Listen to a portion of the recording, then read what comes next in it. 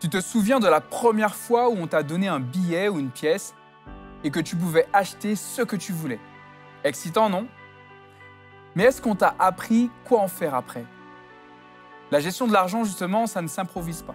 Beaucoup d'adultes galèrent financièrement parce qu'ils n'ont jamais appris à bien gérer dès l'enfance. Résultat, dépenses impulsives, dettes, stress. Mais bonne nouvelle, les bonnes habitudes financières, ça s'apprend.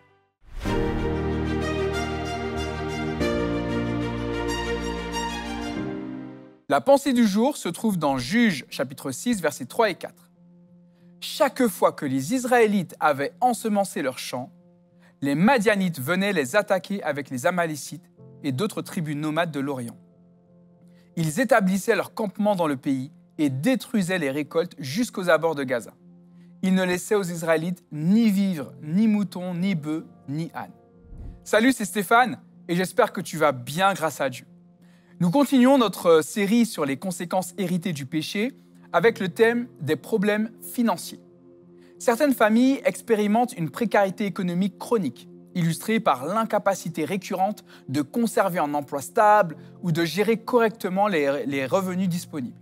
Par exemple, une famille pourrait souffrir continuellement de dettes accumulées sur plusieurs générations à cause de comportements financiers irresponsables comme l'achat impulsif à crédit, l'incapacité d'épargner ou une mauvaise gestion budgétaire.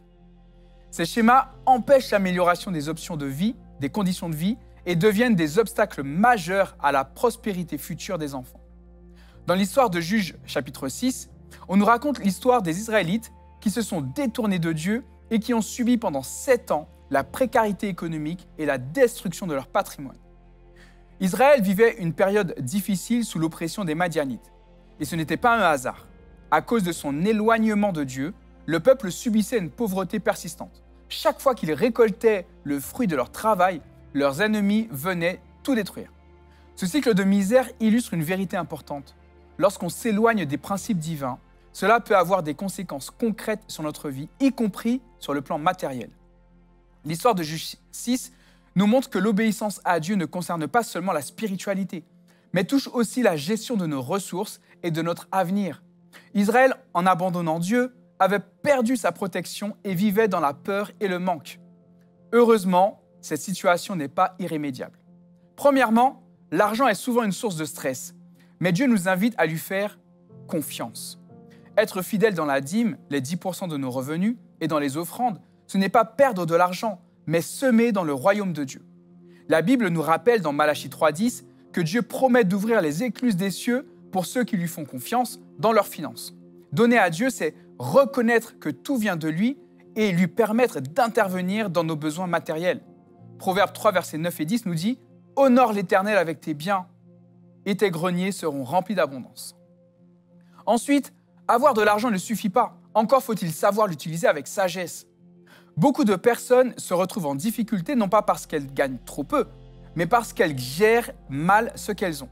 Fixer un budget, éviter les achats impulsifs, ne pas vivre au-dessus de ses moyens et même se former à la gestion financière sont des étapes essentielles.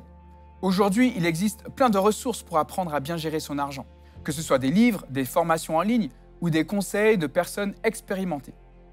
Un bon gestionnaire, même avec peu, finit toujours par s'en sortir mieux qu'un mauvais gestionnaire avec beaucoup. Faites tout de même bien attention à ne pas tomber sur des charlatans. Enfin, cela peut sembler paradoxal, mais la générosité fait partie des principes spirituels qui libèrent la bénédiction. Quand tu partages avec les autres, tu démontres que l'argent ne contrôle pas ta vie et tu entres dans un cercle de multiplication. Jésus lui-même a dit « Il y a plus de bonheur à donner qu'à recevoir ». Aider un ami en difficulté, soutenir une œuvre, donner avec un cœur sincère, c'est ouvrir la porte à une abondance qui ne se limite pas seulement à l'argent, mais aussi aux opportunités et aux bénédictions dans d'autres domaines. Cette démarche est personnelle et spirituelle, mais n'oublie pas que tu peux te faire aider par des spécialistes comme des coachs financiers ou des séminaires en ligne. Que Dieu te bénisse abondamment et te rende riche en Christ et en euros.